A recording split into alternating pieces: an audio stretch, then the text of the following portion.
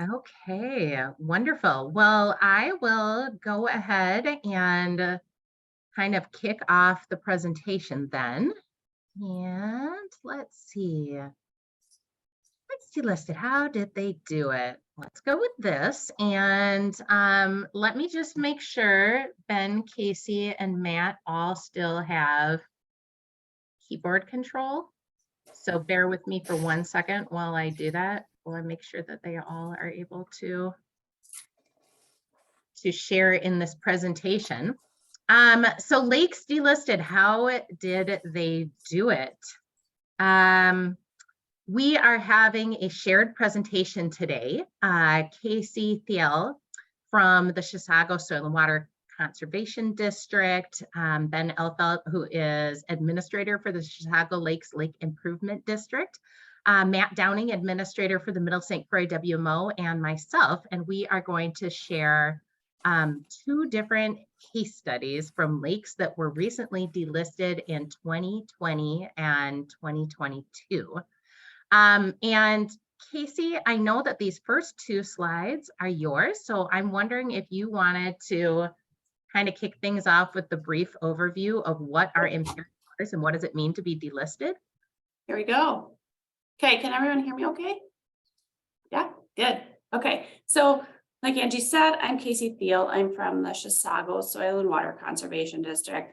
Been here for a really long time, and one of the things that my job includes now is talking and educating people on lakes.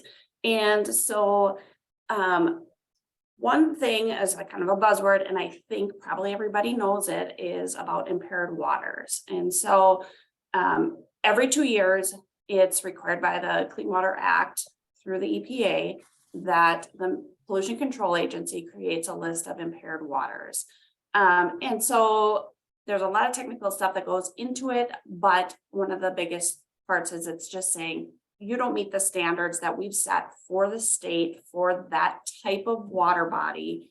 And we got to identify where we are at with not meeting it, and then figure out a way to aid in meeting those standards.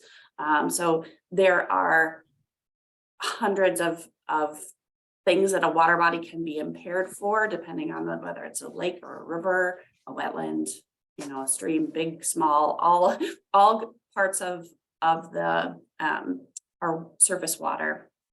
And so we get these lists and say, you have impaired waters. Now, what do you do about it? And so for a lot of things, a lot of water bodies, I'm going to see if I can get this to change here.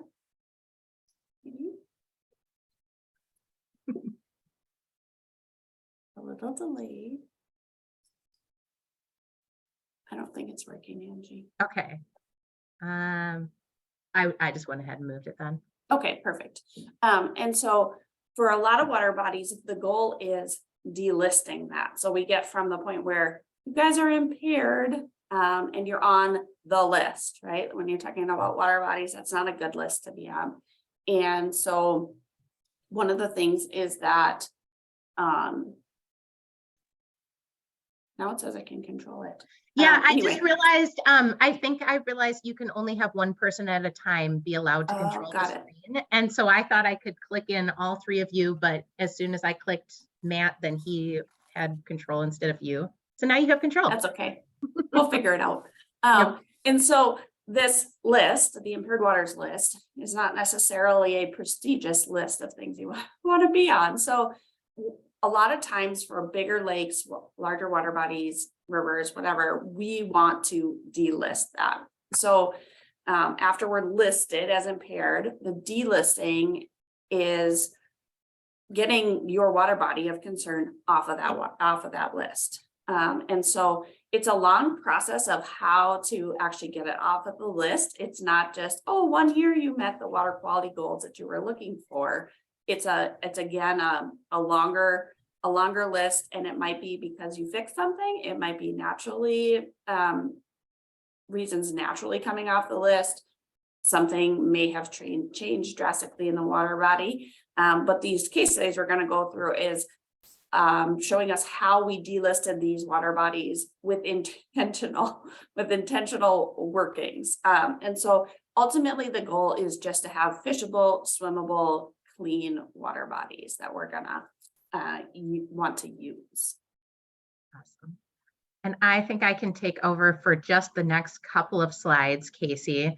If you haven't already, you can go onto the MPCA website, and I can never remember how to get there. So every time I just Google MPCA impaired waters map, but you get this really easy to use interactive map that you can scroll around the entire state of Minnesota. And it's pretty alarming because when you look at it, you can instantly see that it's full of red. And of course, red is never a good thing when we are talking about maps. And in fact, there are 2,904 impaired waters in the state of Minnesota. So I always say we may be the land of 10,000 lakes, but nearly 3,000 of those are ones that you wouldn't want to swim in, which is not a very good statistic. If you get really stressed out looking at the red on the map, you can turn off the entire impaired layer, and then you get to see all this purple, and every one of these purple water bodies is one that has been delisted. So we have a couple of river stretches, a couple of small lakes, and then a few large lakes. It's important to note that a lake could have more than one thing that it is impaired for. So sometimes it gets delisted for, say, mercury, but then it gets re-added to the list for a different impairment. But in general, if you look at this map, you can see all these, nice purple spaces that make us feel good about the work that we're doing. In particular, I said we're going to be highlighting a couple of examples, and the Chisago Lakes were able to get delisted in 2020. And then we had a group of 7 lakes in Washington County that were delisted in 2022. So you can see photos from several of these lakes, and then the one that we're going to be talking about today that we were most excited about because it took the most work to get off of the impaired waters list was Lily Lake, which is located in Stillwater. So since the Chisago Lakes came first, they did it first in 2020 before we got Lily Lake off 2 years later, I thought it made most sense to let Casey and Ben kick us off with the first case study, and then Matt and I will take over after that. So you should still have screen control in Casey, and then I'll just kind of mute myself for a bit.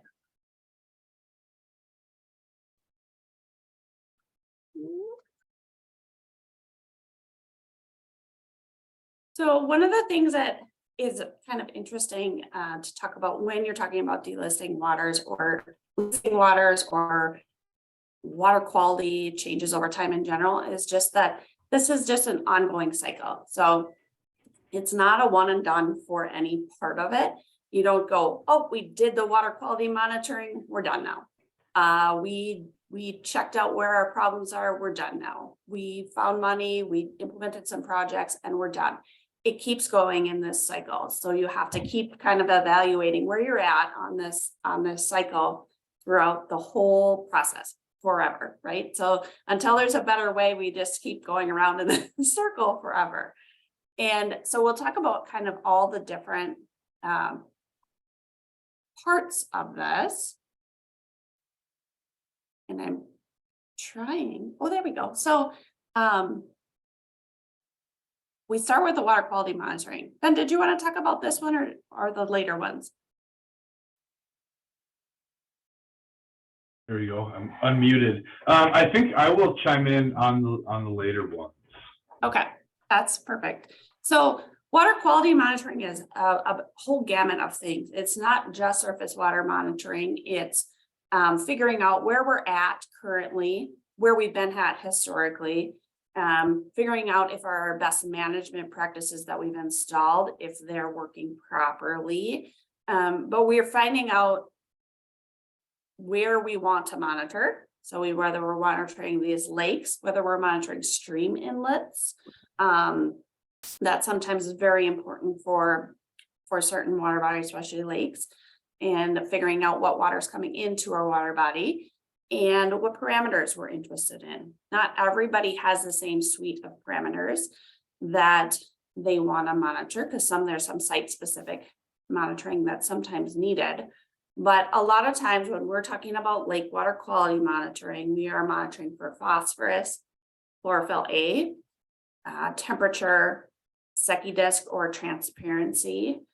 And sometimes we add things in like pH, water level monitoring, things like that. But everybody's a little bit different on that. But we set up our program as far as what we're going to monitor. We're going to probably monitor the lakes 5 times a year, open water season, so May to September. And then we go through a process where we're looking at all the data for the year, and we decide, are we meeting these water quality goals? Are we at the threshold that's set by EPA and MPCA? And are we finding a great variation in those over the years, or is it staying very steady?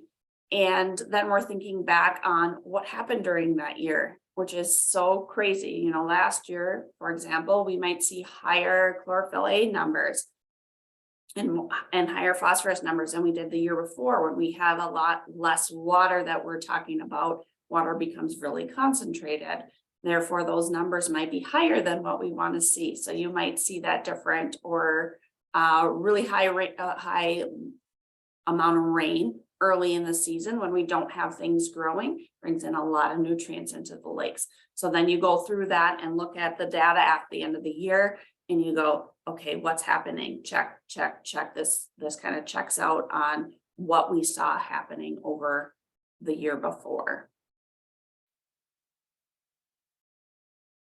And so then we do this scoping process, and we're finding out during this what we are up against. So are we just at this threshold? Are we right at this line of close to impaired, or just barely impaired, or are we off the charts?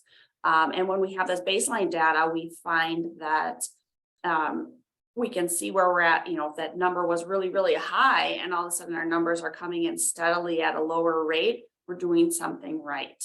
And so we're identifying what are we up against? What is going to be some of our challenges through the year?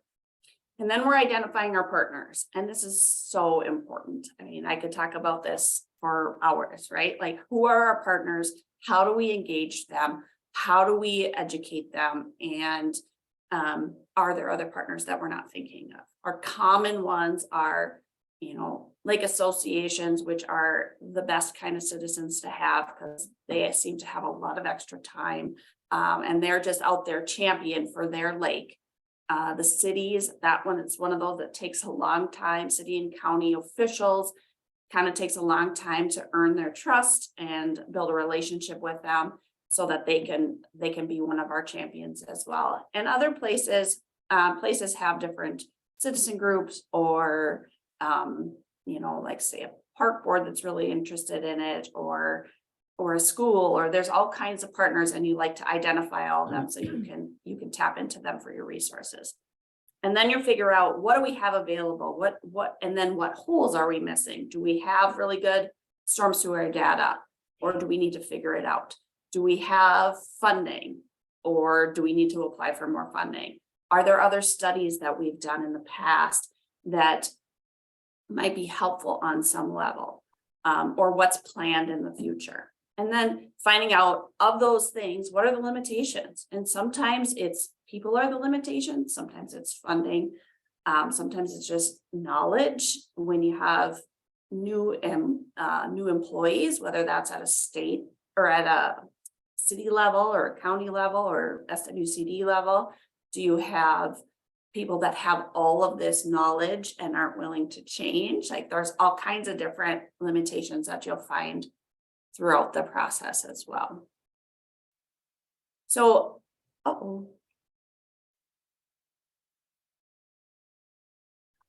the Soil and Water Conservation District world, we do what's called a stormwater assessments or stormwater analysis sub-watershed assessments. They got a lot of different names, but essentially what we're doing is we are defining little tiny watersheds. So thinking like pipe sheds or neighborhoods that are draining to a certain location. And we make a whole bunch of these little watersheds on our map, which involves a lot of things, whether it's finding that data that already exists, such as stormwater data, knowledge from the cities. They know a lot of things that we don't know about where water goes. If there's already stormwater practices in place in areas that you might not know about already, if there's things that are planned, that's knowledge from the city or the county a lot of times. And sometimes you have none of this data and you are out there sticking your head in storm sewer pipes, storm drain inlets to try and figure out where the water goes.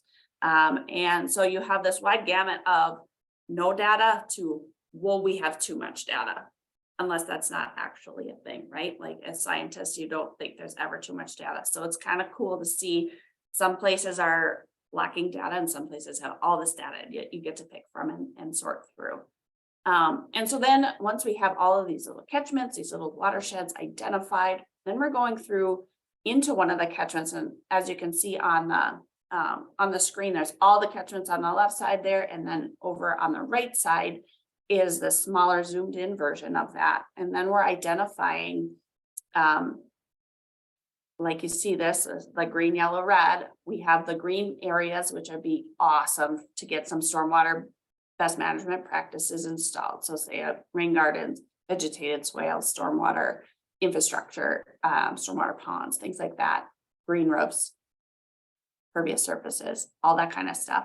And then you figure out where you're going to get your best bang for your buck by modeling these. So I can say, okay, this green parcel in the middle of that map on the top right, that would be a really great place to put a rain garden because there's a stormwater inlet there. There's a lot of water that comes through the alley and down the street, and the water enters another pipe that goes right to the lake where you can see all that purple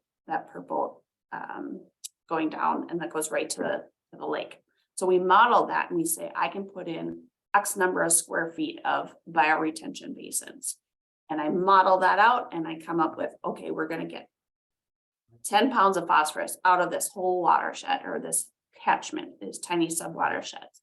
Okay, how much is it going to cost? And then you're going through this process of modeling to find out pollution, cost estimates based on knowledge that we have from our soil and water conservation district and other local districts.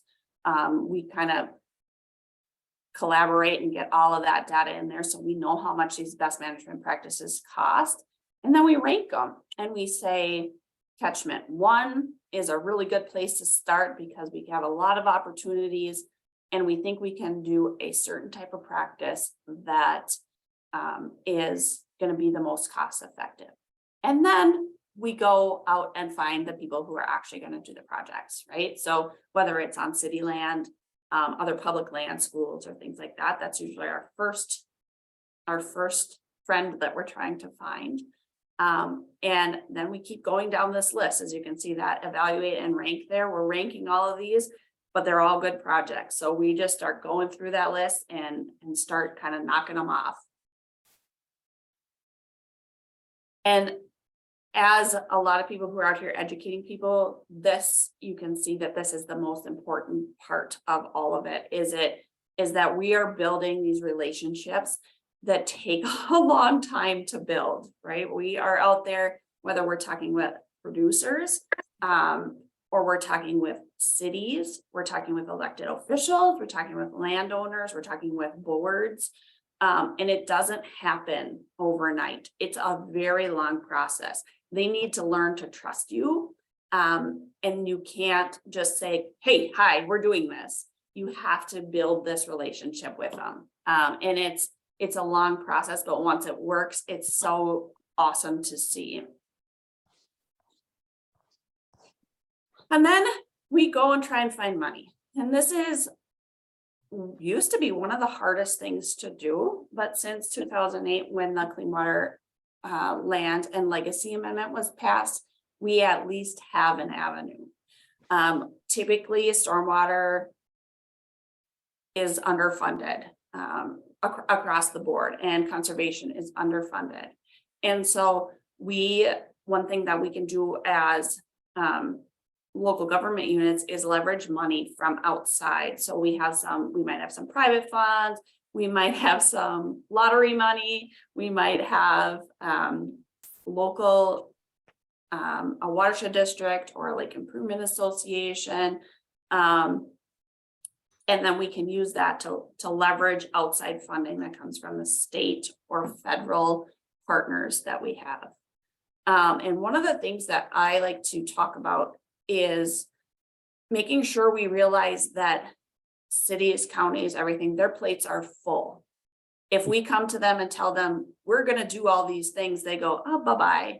When we come to them and say, how can we work on your list of projects to get things done that they have on their list and haven't been able to figure out a way to do it because it's not quite as important as maintaining a road, but they view it as important as a whole.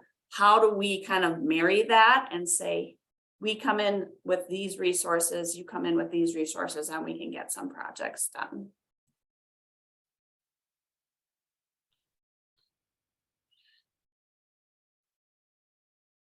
Sometimes it's very delayed.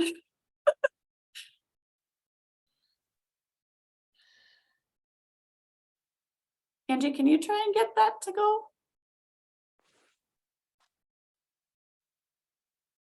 Oh, there we go. And then it comes the fun part, right? We found the money, we presented it to the partners, our landowners. Now we get to put the projects on the ground. And this is where soil and water conservation districts just thrive. We love this stuff, right? So we are out there, we're surveying, we're designing, we're working with the landowners, we're finding qualified contractors, which isn't always the easiest thing. We're out there kind of dictating how this project is going to go in the ground. And at the end, we get to see the projects that we've identified come to fruition. And you can kind of see that from the design phase all the way through on those things where we actually get these projects on the ground and we start improving water quality. And then guess what happens? You start over and you model it again, or you monitor it again. So you start again and you figure out, where are we at? Are we getting close to that delisting goal? If that's the goal, are we improving water quality?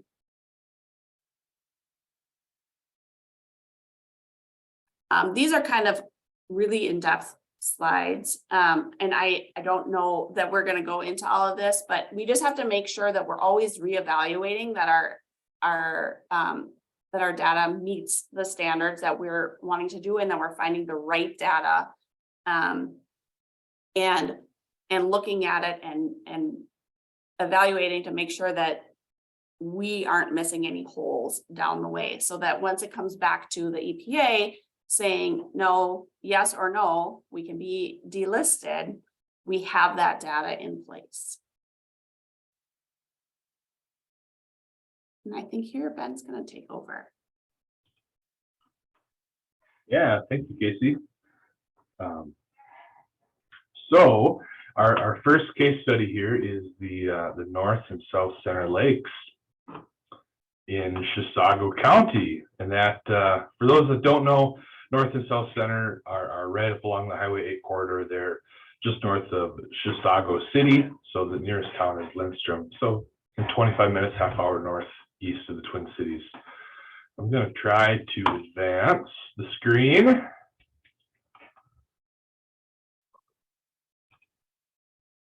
Uh-oh. I'm clicking, but I'm not getting anything, Angie. Oh, there we go. Was that me or you? Okay, anyway, the Chisago Lakes Chain of Lakes watershed there, as you can see on the right-hand side, is is comprised of 20 main lakes. There's some big lakes, there's some smaller lakes. North and South Center, I'm not sure if you guys can see my cursor or not, but North and South Center there are just to the left of that red sub-watershed there. So they're the green lakes there in the middle. And they're pretty big lakes. They're some of the larger lakes in the watershed. So within this watershed, it's all comprised of Chisago County, or within the county. There's 3 cities, 6 townships. So we're working with many different levels of government and local partners, and that's always a challenge to coordinate and make sure folks' goals are aligned, so that they're communicating and coordinating the goals of a project there, along with something like this with the many different municipalities is key. For our lakes, they were listed as impaired. There's a nutrient impairment in 2008, and that was based off of water quality monitoring. So if you're not testing and you're not monitoring these lakes, you don't really know what's going on. Within the watershed, there were a total of 8 impaired lakes. The 2 biggest lakes, North and South Center, and then some smaller lakes, and that was all nutrient related. So as I mentioned, North and South Center are pretty big lakes, relatively speaking. North Center is almost 750 acres. It's a shallow lake. It's reasonably shallow. About half of the lake is under 15 feet, and then the other half ranges anywhere from 15 down to 35, and in some places even 60 feet at the deepest. And South Center is a little bit different lake. It's a little bit larger, but it's really deep. There is a 125 foot deepest part of the lake. Most of the lake there is also that kind of the 25 to 30 feet range.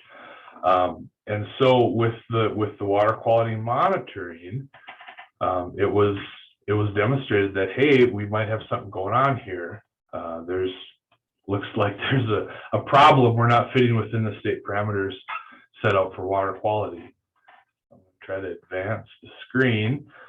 So that triggers the discussion of, well, gosh, what do we need to do? So whether that's as part of a TMDL, and then it identifying your potential projects. And I'm going to let Casey take it back over here, talking about identifying the BMPs, unless we want to just keep moving. I'll touch on this quick. So I think Matt's going to talk about this a little bit too, but part of that stormwater assessment or subwatershed assessment or stormwater analysis, the biggest thing is figuring out where we need to do projects. So you could, I guess the SWCD world, when I started even, used to be this kind of feel-good conservation, right? Like somebody walks in the door and says, I really want to fix this. Great, let's fix it. Now we are much more targeted. We are going to landowners who have these hot spots. And so as part of that stormwater assessment process, we are identifying hundreds and hundreds and hundreds of places, locations where we can do projects. And so this is just a snapshot from a rural subwatershed assessment. So not like the one that I showed before in the urban area where we have different kind of dots on the map. But this is North and South Center Lake right here, showing all of these potential projects that could be done, whether it's shoreline buffers, whether it's filter strips, gully restorations, wetland restorations, all kinds of different things. So you've got all these dots on the map, and that gives you kind of marching orders to move forward and find the friends you've been looking for, right? You find these partners, you build relationships with them to get to the point of implementing these projects, putting them on the ground, getting out there and helping the ultimate goal of helping the lakes. So there's some rural and urban examples. Rural ones are really hard to take pictures of because they're just larger in general, but we do a lot of projects. You know, you guys probably all know about rain gardens. We do those in the urban areas, but there's a lot of things in the rural areas that are really different. And so we're doing a lot of projects working with farmers, and those relationships take a while to build too. So as we move forward, looking at these projects, and specifically for North and South Center Lakes, those watersheds with all those dots on it, we have had successfully gotten 5 different Clean Water Fund grants totaling $750,000 or more. This is from last year. We actually just got another one that puts us over the $1 million mark in clean water funding in this whole watershed. Local match funding is our matching funds, right? Everything has to be matched, which come from local, they come from the Lake Improvement District, they come from federal, typically through NRCS, using EQIP funding, and funding from the landowners. And so 72 projects installed within these watersheds with 32 different people, which is so cool, right? Like, we have talked to so many people to get these projects done, and it's so exciting. And ultimately, this 356 pounds of phosphorus is where we were at with that tipping point of being able to be consistently under those phosphorus standards set by the PCA. And let's see here, we go one more. We're back. I think that Ben's going to talk about challenge we have. Sure, thank you. So this is an important piece, and this once delisted, is it always delisted? Are we done? We spent a lot of money, spent a lot of time. Things look good. Can we quit talking about it? And the answer is certainly no. There are many factors that will lead to the need for increased monitoring or continued monitoring and continued work. You know, a lot of factors such as climate, different land use management practices within the area. Population growth is another one. Our lakes here, North and South Center specifically, are a little bit unique to most of the other lakes in the metro, where we have a fairly dense population area, or urban type population, residential. But then as you get further out in the lakes, and then even in the watershed, it turns to egg really quickly. So looking at those population growth trends and understanding that as more people move into the area and land uses change, that could change your goals, change your management goals. Try to click here. So there, mentioned climate change, looking at the intensity and the frequency of these storms based on, knowing how your system and your watershed reacts to these sort of storms, and understanding how the BMPs that you've installed and have funded function in these storms, and understanding the limits of those. So with the increased, the change in climate, do we need to go out and relook at and maybe redesign some of these BMPs? Are these projects holding up as well as anticipated over time, and are they still functioning well? So I'm gonna keep moving. Another, Casey talked a lot about relationships and partnerships, and that couldn't be more important with BMPs and maintaining the BMPs. A lot of these, if they're not maintained and taken care of, their function, the functionality goes way down pretty quickly, in fact, and it can get to the point where they're not even functioning at all. So making that connection with the landowner or the local partner to understand that, yep, we need to take care of these, and that could be funding, that could be just going out and removing some debris from drainage ditches and things like that, but just making sure they're functioning And then the continued water quality monitoring. So North and South Center were delisted in 2022. Monitoring was going on way before that, and we've continued that monitoring since. And what that's done is that's helped build that trend line, that data set, so we can look at factors. If we do see a change in the water quality, we can look at our monitoring data and say, well, did anything else change? Do we have some BMPs that aren't functioning well? Do we have some different changes in land use?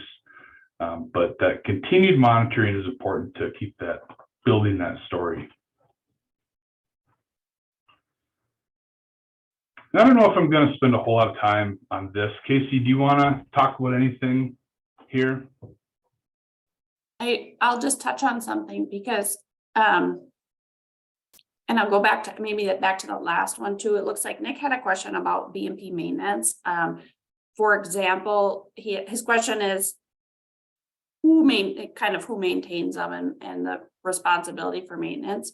And we have contracts with the landowner. The landowner might be a public entity, and it might be a individual landowner. Our contract is always directly with the landowner. And with that, the landowners are maintaining the projects, whether it's a farmer, whether it's a person in the city with a rain garden, they are taking over that maintenance responsibility. Do they always do it? Absolutely not. And that gives us kind of a little bit of pause. Landowners, like a regular citizen like us, we seem to take better care of our BMPs that have been installed versus public entities. We've had this seems like it's a great idea at the start to work with other LGUs to install projects.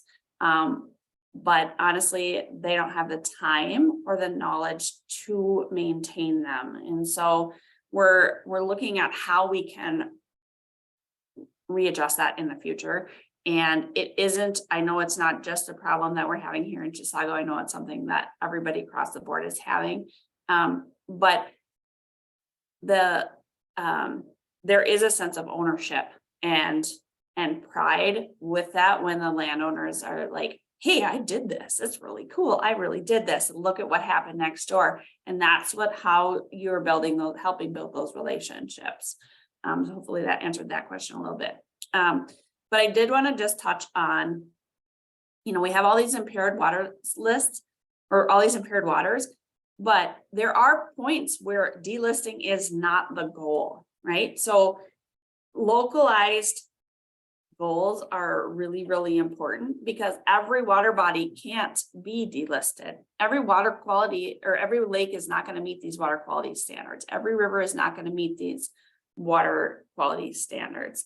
And so while our goal was delisting on these big lakes, or even a smaller lake like Lily Lake, that is a goal. However, there's going to be other things that come up over time that are going to change that. And maybe we're going to get listed for something different.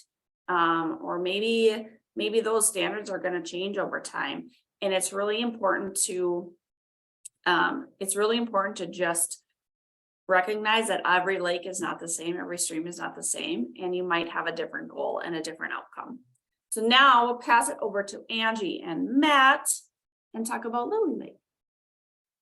Okay, wonderful. Thank you so much, Casey and Ben. And so what I think is really interesting about comparing these two lakes, we're going to move forward to looking at another case study, Lily Lake in Stillwater. And North and South Center are in a really varied landscape where you have both rural and residential, and it's part of a chain of lakes. So there's just, a lot of different things going on. Lily Lake is a pretty different example where this is a completely developed watershed. It is a small but deep lake, and it's not really part of a chain of lakes the way the ones up in Chisago are. So Matt and I are gonna share the story with you of Casey Lake.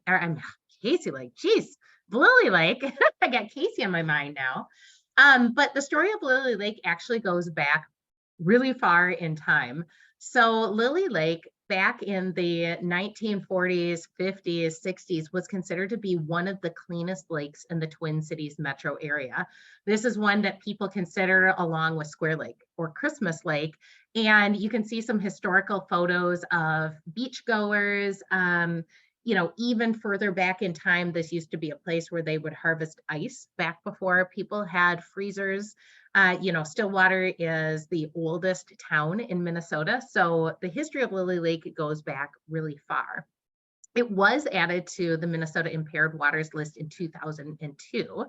And then if you look at kind of all these little steps that happened along the way in the timeline, it took a full 20 years, 2022, before the partners were finally able to get this lake delisted. So, you know, there's some kind of key steps that happened along the way, but really there was this core chunk of time between 2006 and 2022 when local partners were just continually going through this cycle that Casey described of monitoring, studying, applying for money, implementing, educating, and starting over again. And that's kind of what we're going to focus on today. So some of the key partners that were involved in the Lily Lake story, Bowser, EOR, the Friends of Lily Lake, which is the Lake Association, the Middle St. Croix Watershed Management Organization, the Minnesota Pollution Control Agency, private landowner, City of Stillwater, Sustainable Stillwater, which is a nonprofit community group, and the Washington Conservation District. And I am looking to see, Matt, yes, I think this is where I'm going to kind of turn it over to Matt to talk a little bit about the technical aspect of what went into this work on Lily Lake. Okay, great. Thanks, Angie. And apologies if I look strange on the screen, but I'm staring into the surface of the sun and can't see what I'm doing. So I'm going to wear my hat so I can see what you're looking at. Hopefully I got the clicky power now, but yeah, so I won't dwell on this. You know, this slide's very similar to what Casey talked about, you know, this iterative and adaptive process. There's a lot of steps. We've heard about it. So I'll just kind of hopefully move on if it clicks, but it maybe did. It doesn't. Oh, there you go. There we go. Okay, so as Angie mentioned, you know, Lily Lake has been developed for a very long time, used for a very long time. And over time, the water quality started to degrade. And there was a number of studies done over time to start identifying what the stressors were on Lily Lake and the potential solutions to those stressors. And this goes back as far as '96, when they started, you know, addressing the problems facing Lily Lake even before, you know, it was on that impaired waters list. And again, just you know, bring this up just to show that, you know, none of these projects or these processes they don't happen overnight. They don't get fixed overnight. It takes a lot of ownership and effort over time, and it also takes a lot of, you know, impact to get a lake on the impaired waters list. So Lily Lake is a very small watershed comparatively to, you know, the other lakes we already heard about. It's very highly developed. You know, 90% of the drainage to the lake is coming through storm sewer, which equates to about 265 pounds of phosphorus every year. And that was determined in this feasibility report way back in '96.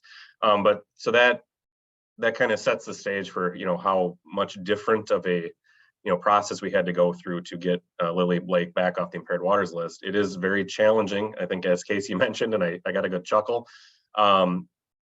There was a lot of just sticking your head in a storm sewer pipe. Stillwater has been developed for, you know, over 150 years.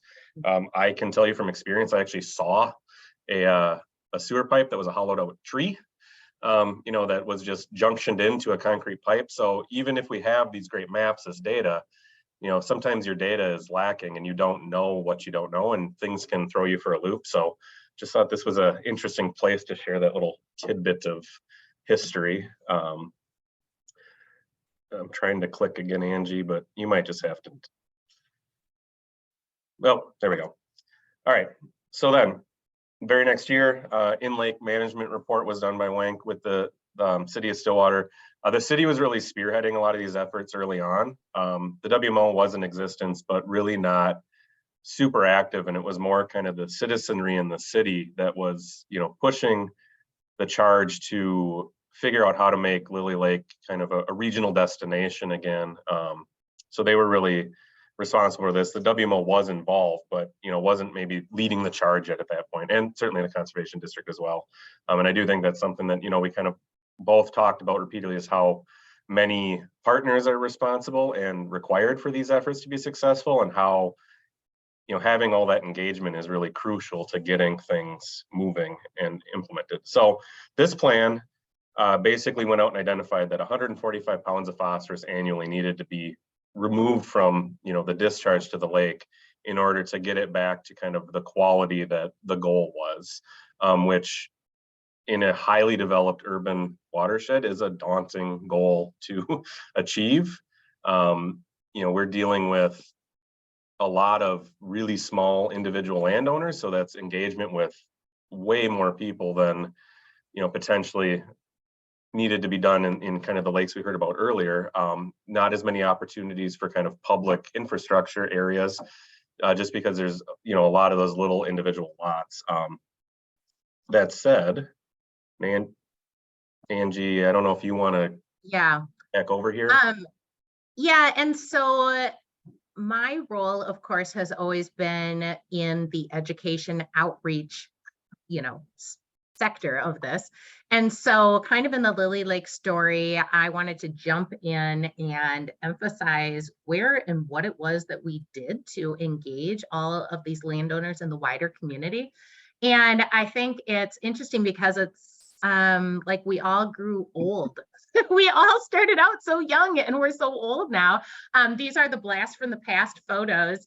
First of all, we are on administrator number 4 for the Middle St. Croix WMO since, all of this work began. And, you have little baby Angie here back from 2006. It's like we've been working on this a long time. But the local residents have been working on it even longer. And it was really pressure from the local residents to the city to study Lily Lake in the first place, continued pressure to get that lake study done.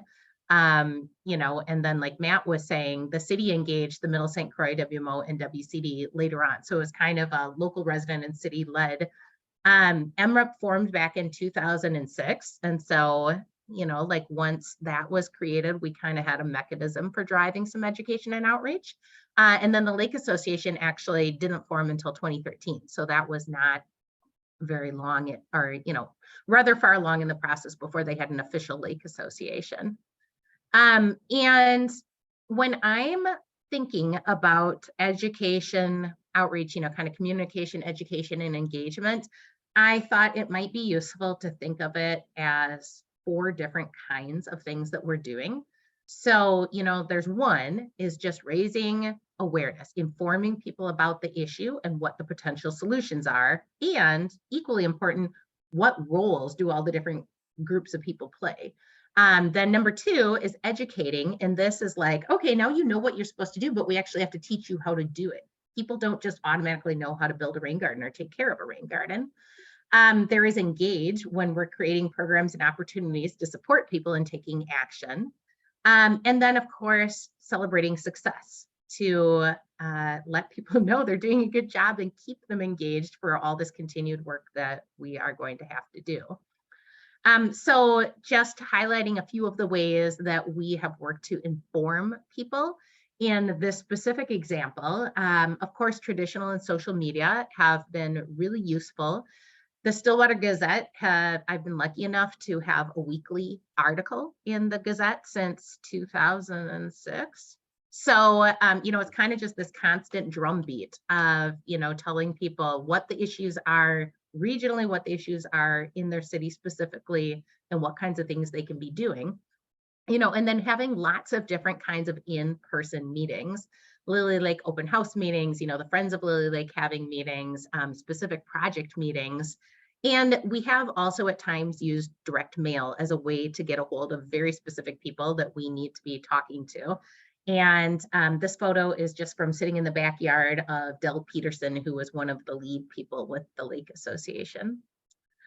So just examples of some of the many kinds of articles that have been written about or featured Lily Lake over just the past couple of years. An example of a flyer that we used for one of our open house events that we have, or that we had. And then we kind of come back to the circle again, the circle that both Casey and Matt have talked about, that we figured out what the problem was and we engaged the community, and now we gotta, keep on keeping on. So I'm going to turn it back to you, Matt, because I think this is, kind of walking a little bit through the water quality and then stormwater retrofit assessment for Lily. Yeah. So I think, we heard earlier how important it is to be out assessing, your water body, assessing, the problems you're trying to look for. I think this is a really great example of how, as I mentioned, how much time it takes to do these things, and also how much time it takes for kind of, the environment to respond. But, way back 95, there was concern already, that the water quality of Lily was degrading. If you're familiar, so the grades that I'm referencing are through the Met Council's CAMP, Citizen Assisted Monitoring Program. It's a system that grades lakes based off kind of the rest of the lakes in the metro. So in 95, Lily was already degraded to a B grade, and that's what kicked off some of this concern, some of these desires to do these reports, to do enhanced monitoring. By 2006, it had dropped all the way to a D+. So right there, even with intentional effort being spent on, doing stormwater best management practices, caring about the water quality and conducting monitoring, we still were kind of going the wrong direction. By 2008, some of these reports had indicated that potentially the vast majority of the water flow into Lily Lake was coming from Brick Pond, which is directly across Greeley Street in Stillwater. So the WMO, which Angie got to take a shot at herself for being here forever and having a baby picture. So I was in charge of the water monitoring at the Water Conservation District in 2008, and, said, well, anecdotally, it doesn't appear to me from the rest of the things that I can observe that Brick Pond is the source that these reports are saying. Why don't we actually go stick a bottle in the water and find out? So we did. And after a number of years of monitoring, the data did not support that continued effort on retrofitting Brick Pond stormwater was going to impact Lily Lake, which, the other data was also showing us, because those were the projects that were being targeted, yet Lily Lake was still degrading. So in 2015, I was then working with the previous administrator, Mike Eisensee. We came up with a plan to do some really intensive targeted monitoring to really assess where things were happening. I will quickly point out then, because I have the little blurb on the bottom. At that point, though, we had started doing some of these other practices through some of the sub-watershed assessment stuff that we'll get to later, where practices were being put in, and we had some hope. We saw that the water quality actually was, starting to go back the direction we wanted. So it's a great point of saying, okay, yes, these practices, this engagement, all these things that we're doing are having an impact. Let's keep going. So we did identify kind of the major contributing outfalls to the lake. We dialed it into kind of the top 4. We did an internal load study then as well, and then used all that data to identify where we really needed to kind of spend our last efforts to kind of get over the hump to get the lake back off the impaired waters list. So as I mentioned, 2009, here's one of the stormwater retrofit analysis. Casey talked about these at length earlier, but same concept. We looked, for places to implement practices. I started identifying them, started implementing a lot of practices in these areas. This is, well, go back for 1 second, Angie. I can just say it, even that, kind of showed what we had thought based off modeling where the catchments that were the greatest contributors were. And I'll get to it later and show that, well, this was wrong. And we didn't know that until we started taking, more samples and just starting to assess, like, well, why is it? Why is it still not? Why isn't it working? What's going on? We know what we're doing. So now you can go ahead, Angie. And I don't know, we could both talk about this, but yes, just a lot of, projects were going in on all these small landowners, a ton of work by Angie to connect with all these individuals, get people interested, get them, excited about doing projects. I don't know what else to say about that other than a lot of projects went in. It was, I think it was 2 consecutive rounds of Clean Water Fund grants that funded these small scale small scale rain garden retrofits, and yeah, a lot of rain gardens going in at once in targeted neighborhoods. In fact, I think this map shows where they all, so you can see they're definitely clustered, where the dots are definitely clustered. I'm taking control, Matt, because it came to educate. And I was talking about, that 4-step process of inform, educate, engage, celebrate success. We are like, okay, we have to do these small scale rain gardens, is one of these highlighted strategies that we're going to use. And like I mentioned earlier, people don't just know how to build a rain garden or how to adopt a drain. So we spent a lot of effort on educating both the public, but also the city staff and even engineers. So this photo that is up here in this top left-hand corner, this was one of the very first Stormwater U workshops that we did back in 2007. If anybody remembers Rusty Schmidt, the author of the Blue Thumb Guide to Rain Gardens, he didn't even actually work at our office yet. He was still at URS, and we brought him in as a consultant. And here is Kurt Luthold from the Burnsville Rain Garden Study. So basically they were training all of our local city engineers and landscape designers on what is a rain garden and how do you design it. And then we were having workshops where we were training the public works staff on how do you take care of a rain garden. And we were also having workshops where we were talking, here we are on the boat on the St. Croix River and talking to the local elected officials and saying, what are all the different things you could be doing on your landscape? And then we were also doing stuff with the general public. So the general public has never by any means been the only audience that we need to educate along the way. There's just so many different audiences that need to really be engaged. So then in terms of engagement, people can want to do the right thing, but they really need a program to plug into. And this is where I love having the partnerships like Watershed Partners and like the Blue Thumb program or like the Minnesota Water Stewards program, because as a larger group, all of us in the metro area, all of us in Minnesota are able to create this really cool program that we can then implement locally in our area.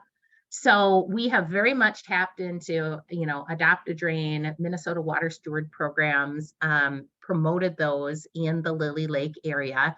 And then in addition, we ended up creating our own Adopt a Rain Garden program because the conversation earlier about maintaining these best management practices once they're created, that was a big issue, and especially on those city-owned ones. Like you said, Casey, the ones owned by the city of Stillwater have actually been the hardest to keep maintained.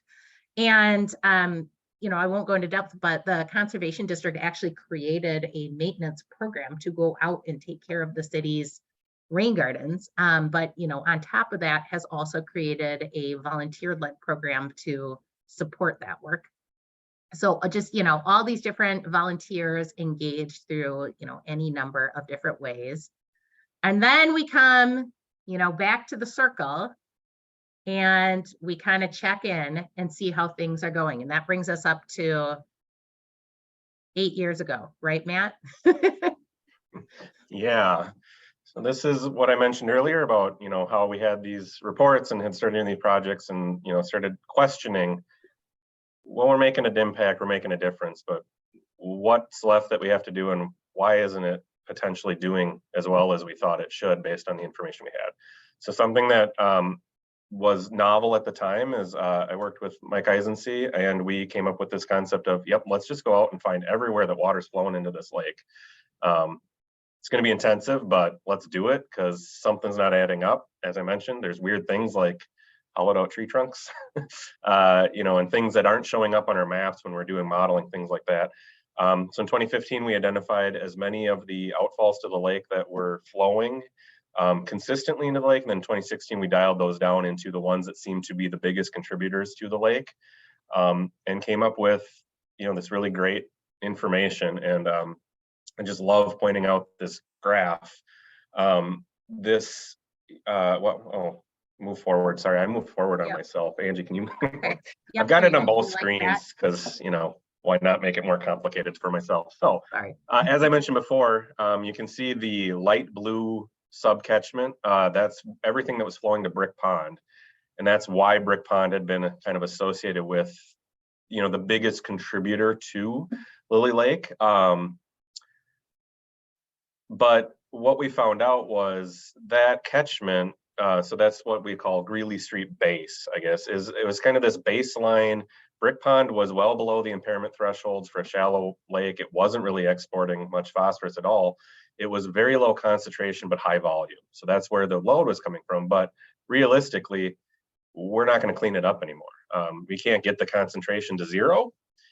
We can mitigate some of the flow coming into that water system, but what we found out was this very small red section here called Greeley Street Storm was contributing almost 40 pounds of phosphorus annually to the lake, just draining, Greeley Street in a couple neighborhoods. And that's why some of the modeling kept indicating that Brick Pond was the problem. You can see this picture I took after one day of going out and standing in the rain and sticking my head in sewer pipes.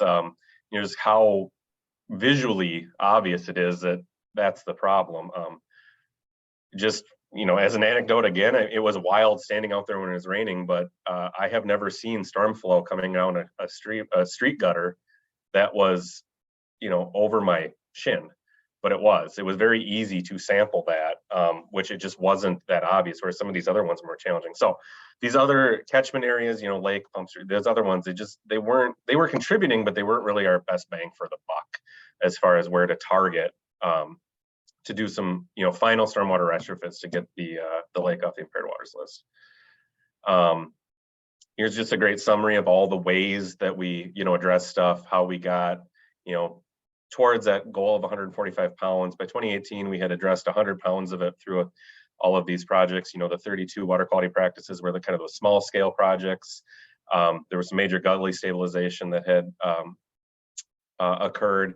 The numbers look a little off, but some of those gullies were draining to Brick Pond, which then drains to Lily. So it's not a direct kind of load reduction. So that's why it looks like, well, you did a lot more than 100 pounds, but so as part of that final report after that monitoring and doing some additional modeling work, 6 locations were identified for BMPs. Just the Greeley Storm and the Lake Street ones were identified as, doing just retrofits in those 2 areas would achieve our goal. So let's target those. And I don't know what the next slide is, if I should keep talking about it. And then, very quickly after that, we ran into a snafu and had planned on doing both of those projects, but then this whole other problem of drinking water source protection cropped up. That is something that, I think will be a challenge for all of us moving forward. We've been screaming for 30 years, infiltrate, infiltrate, infiltrate, infiltrate. And now we're going to have to start saying, oh, wait, you can't infiltrate because you're going to screw up the groundwater. But long story short, that eliminated the possibility of doing one of those 2 projects, because the practice that was proposed was an underground facility that was no longer deemed feasible. So we really keyed in on this large regional filtration facility that through some tweaks of design, we thought could achieve our water quality goals. And we did it. Here's the sign that's going to be going in here. Well, I'm going to pester the sign installing people here probably after this meeting, because this reminds me that it needs to go in by the end of the month or so, because it's a Clean Water Fund grant. And well, I can't be late on reporting. So, but so yeah, we did it. We installed this very large facility that addresses that kind of external load going into the lake. It took a lot of work, partnership with the city, with private landowners next by the Lake Association, and it's really cool. I don't know, come to Stillwater and see it. I guess I don't know what else to say about that. Yeah. And then the final finesse. Yeah, and then one of those reports that went in way back when was, on top of addressing that external load, we do have an issue with this lake as being, been degraded for 200 years. We've got this really large internal load that we need to address. So once all of the external load sources were identified, addressed, we knew that we would, need to conduct an alum treatment to bind that internal loading phosphorus to really kick us into kind of the clear water vegetated dominated state that we were trying to achieve. This treatment occurred last May. Some of the timing on some of our things were off. I don't know, I'll just say COVID, and everybody probably knows what I mean. And so ideally we would have maybe done things in a little bit different order and a different time scale, but because of some of the issues with the pandemic, things didn't quite happen exactly how I want, but it should be fine. We did get this alum treatment in. Alum works, and everybody's probably familiar, but it's falling through the water column, grabbing phosphorus particles on its way down, and it locks them up and binds them on the bottom of the lake. It is a one-time application. It's a one shot. This is why it's really important to address the external load first, because it's not going to do anything for new phosphorus coming in. Is also not feasible on shallow lakes. I didn't mention, but Lily Lake is a small lake, but it's classified as a deep lake. Only, I think, 12% of it is littoral, so most of it is greater than 15 feet, which makes it viable for alum because wind and wave action shouldn't be able to disturb that sediment and resuspend all that phosphorus. We don't have a slide in here, but we went from about a 6-7 foot Secchi transparency to post basin and post alum treatment. Consistently, we're at almost 30 feet for transparency last year. We will see if it continues to be that good, but I think so. So again, come see it. I'm going to plug it. But yeah, so all of these things built together, all of these small projects as large projects, kind of technical projects in an alum treatment, all needed to come together to really address kind of the load and the issues that we're facing Lily Lake. I don't know. All right. The next slide. Yep. And then I get to celebrate success because that's what I do.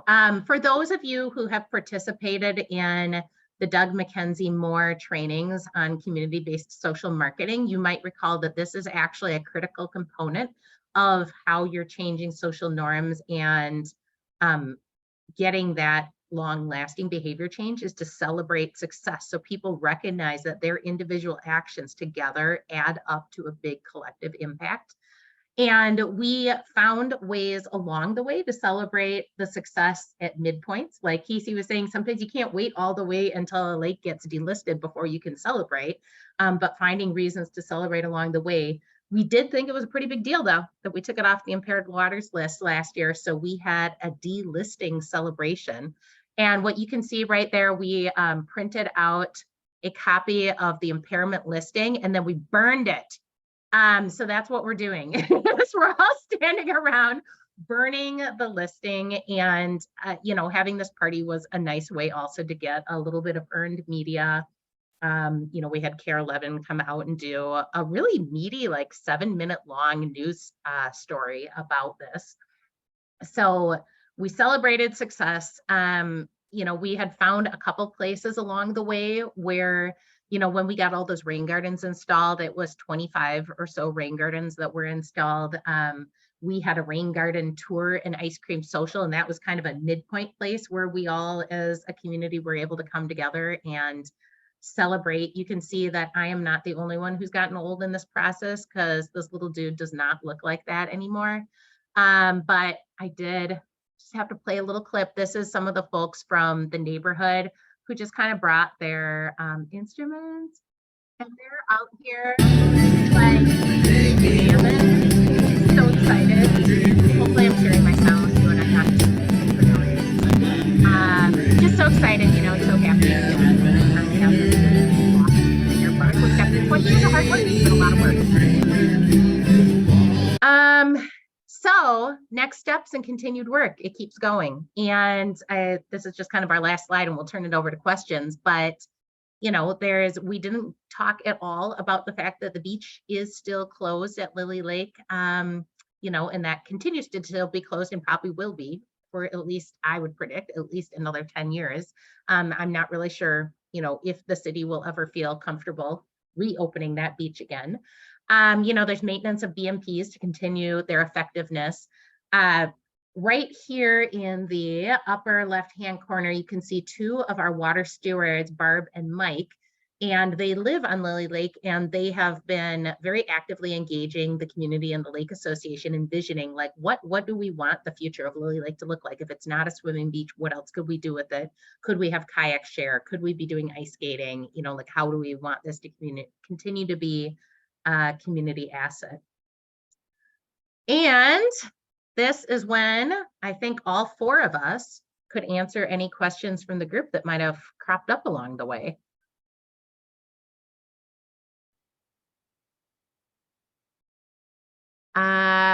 And feel free to, you know, unmute yourselves if you want, or I could also just kind of stop sharing so that people can actually see one another. That might be a good way to do. There we go. Hey, hi everyone. Thank you, everybody. I had a question about whether we can share the slides, and I'm hoping we can. Yeah, I can save it as a compressed PDF. Yeah. Great.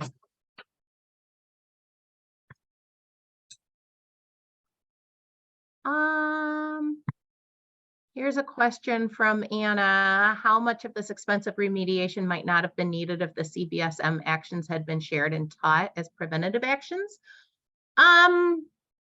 It's really hard to say with Lily Lake in particular, because so much of the cause of the water quality decline actually really happened in the 70s and 80s. So, you know, most of it is as a result of directly as a result of how that portion of the city of Stillwater got developed. And, you know, there's kind of a commercial area and some apartments and, you know, just a whole area that hadn't been developed up until the 70s and 80s and got developed in a way that at the time, people didn't really predict what a damaging impact it would have on the lake. So I don't think that it was something that was a result of individuals that the lake water quality went down. It was more so, it's more so the thing that we've been changing as we're looking forward to future development with our cities and having them incorporate stormwater management and smart development practices so that we don't do things like this in the future. I don't know, Casey, do you have any other? I was just gonna say that something that we always talk about is it took hundreds of years to get to this point. Lily Lake is made as a different animal where it just kind of went, oh crap, we're on our way to a bad situation, versus a lot of lakes. It took hundreds of years to get to this point, you know, hundreds of years of developments, redevelopment, agricultural practices changing, stormwater infrastructure, roads being built, things like that, that it didn't happen overnight. And so and a lot of times you can't just pinpoint, you know, one exact practice or one exact thing that happened to change change how the water behaves. And so, you know, it took hundreds of years to get there. We're not going to be able to change it overnight. And that's something that it's important to remember, even though we're doing all these things and we want it to change overnight, we want it to change quickly, you know, before we retire, seeing that it's not going to do that. And it's no one person practice or location's fault that it's happening like that. What are some of your top lessons learned in partnership development and project planning, and anything you do differently if you jump back to your baby photos in 2006? I have one of those, like, as I think of this, I remember when before I came to Chisago, I worked for the city of Lakeville, and I remember I'm just out of college and I am so gung-ho, I am going to change the world, right? And this is how it has to be, and this is so important, and all of these things. But the way that I look at that as being, this is the most important, important topic, it's not, you know, there are other things, you know, safety. You know, I want to treat all the water coming off the roads very slowly, and I think it's so important. Well, a city engineer or public works staff, they might look at it and say, hey, wait a second, safety is the number one thing here, kind of slow your roll, right? That's like the reminder, like, oh, this again. We don't come in as the alarmists. We have to come in as the relationship builders, the trust, we have to come along the way. And that is the one thing from my baby photos in 2006. I'm going to say that has changed so much, is the how you approach it. You don't come in sirens blaring, telling people they're doing something wrong. You're coming in with a solution, and versus just sounding the alarms. And that helps you realize that this is slowly going in your planning process as well. I'm just gonna quickly piggyback on that too. I mean, just the fact that we can say our baby photos, I think is important to what Casey said is, and Angie, had a slide for Middle St. Croix of like kind of talking about, how those staff people, the previous administrators like took ownership. It takes somebody keeping ownership on it and kind of learning to think about all those other things, build those relationships instead of, potentially same thing. I came in and thought I was going to change the world, and now I sit in a dark cave and go, yeah, I guess we won. But it tempering some of those, early expectations and thinking about how to be realistic with all of the goals, not just the water quality goal. What are the goals? What are all the different viewpoints of all the different users? How do you meld all those together, and making sure that you understand that and don't just get so, hell bent on I'm a water resource professional and I'm going to fix the water quality. And it's like, well, that's great, but understand that there's other things going on at the same time. I saw Chris's hand up before I saw the next chat question. Except you're muted, Chris. Thanks, Angie. Here you are. And Matt, I love hearing what you have to say. I love the holistic approach that you take as a water quality professional. And Casey, the baby pictures and the baby steps, the whole idea, I think it's so important when we're engaging the community for us. Not even we come in maybe with solutions, maybe with a good question that helps shape solutions that everybody has input into, but realizing that we are taking steps, and you have so many steps. This is a complicated issue that took years to degrade, and now it's going to take a long time. And so everybody involved can feel like we are making progress, even though we're not going to have a quick fix next year and be swimming in our lake again or whatever. I think understanding how complicated and long these systems are, but yet we are moving forward, and all of our actions together is what's doing it. It's really cool to hear. This one I think is a Matt question. With the very old storm and sanitary sewer infrastructure around Lily Lake, did you find any illicit discharges or leaking sanitary when you were doing the diagnostic monitoring? Maybe. Yeah, I mean, we certainly, we've had moments of, I don't know that I should be in this pipe right now. That's some funny looking water.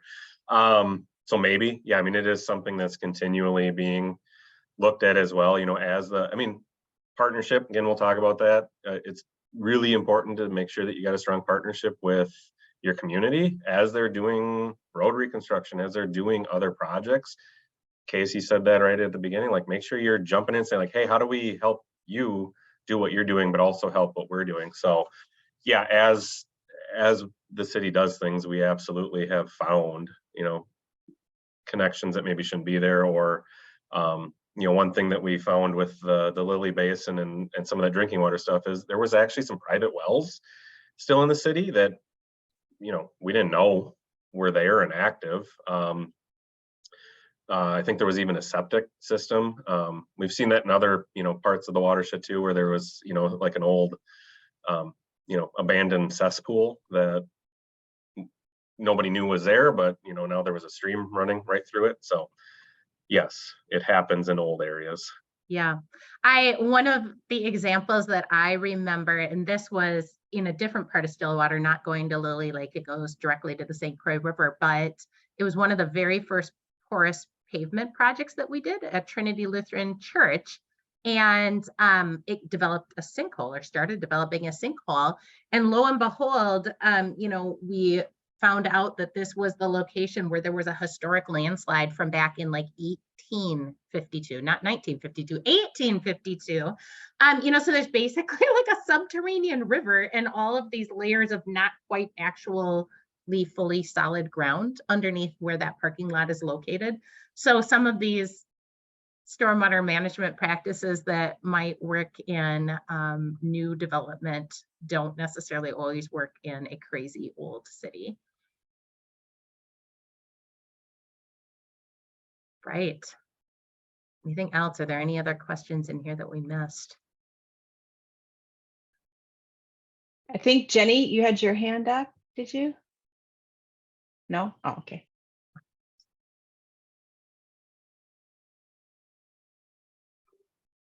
Okay. You want to wrap us up, Anne? Yeah, absolutely. Thank you so much to Angie and Matt and Casey and Ben for the wonderful presentation. Really appreciate it. Yeah, thank you and congratulations on the delisting.